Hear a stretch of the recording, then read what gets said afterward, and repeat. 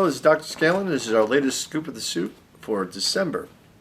Two issues we're going to talk about today are the bond and the Superintendent's Task Force update. So first with the bond. Our buildings are getting older and older. The newest building in this district was built in 1972, which is the high school. The oldest building is Setauket, which was built in 1952. Although we have put extensions on the buildings, over the course of years, the age of the buildings is starting to cause a lot of the buildings to fall into disrepair. Of particular concern are areas like the cupolas, some piping in some of the areas, valves. These things are not glamorous in some ways, but they need to be kept as much as possible whenever we're looking at any kind of construction for the buildings. So the board authorized a bond committee to take a look at the situation with the structures in the district. That committee unanimously supported the issuance of a bond to correct some of the issues that we see right now. The board approved the bond just a few months ago in its budget meetings. The bond is going to be about $123 million. It's going to be broken into two propositions. The first proposition is a little over $96 million, which includes a lot of these areas that we're describing, the cupolas, the valves, some of the piping in some of the areas, parking lots, a lot of safety issues associated with things that we need to address as soon as possible. The second proposition includes things like a turf football field at the high school and some other areas like bathrooms and things in the district. So both of these together, approximately $123 million is going to be the overall extent of the bond. This district, because of the way it was founded and the building aid formulas, gets 66% of the cost of the bond paid for by the state. So the taxpayers in this community pay the remainder of that money.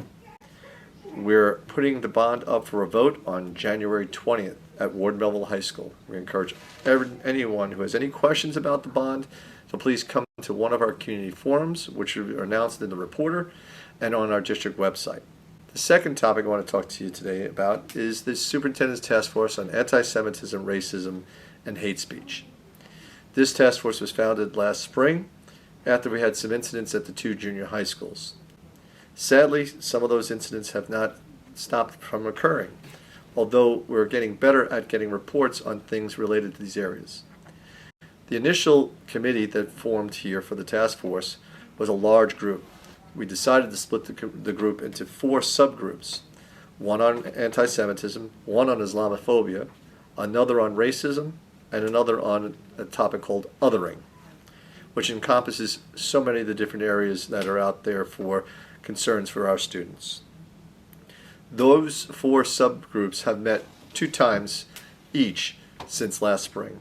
What we're also doing right now is I've been meeting personally with each of the clubs at the high school that have direct connections with these topics. And I'm asking the students to become part of a group called ambassadors. We're actually stealing this idea from our elementary level and from some of our groups like the Women's Forum, who have been going to the elementary schools to help support students in women's topics.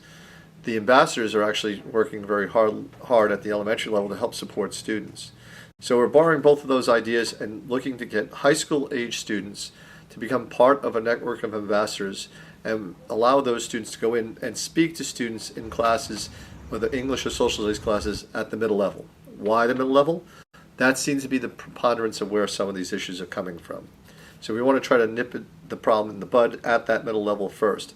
We'll certainly expand to other levels as we move forward, and we hope to eradicate some of these things from occurring. We're not naive to believe that we're going to eliminate it completely, but we certainly want to make sure that students feel that they're supported and that the topics that we're talking about, any type of issues in these areas, are not acceptable, and they need to hear that from students. And to reiterate from the last scoop of the soup, one of our big concerns recently is the students greenlighting each other to be able to say comments about different faiths, ethnicities, races, and religions. Sometimes those comments are coming from people of the same faith, or the same ethnicity, or the same race, and that's just not acceptable. So we need to teach our students as soon as possible that all of these areas are not going to be tolerated in this community, and we need to do this as quickly as we can. We're very lucky that these ambassadors will be getting trained by some professionals within the district and some organizations that we're working with outside the district.